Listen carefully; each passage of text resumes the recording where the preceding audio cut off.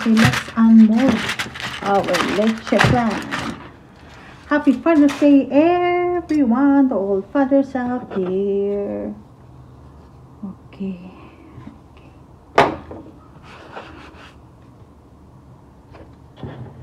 So, ito yung ginawa ko na palabok for Father's Day. Yan.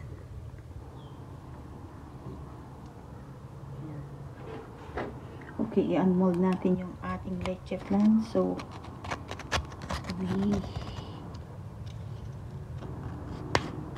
side. Okay.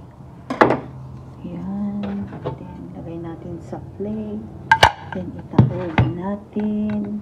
Tug. Perfect. Happy Father's Day.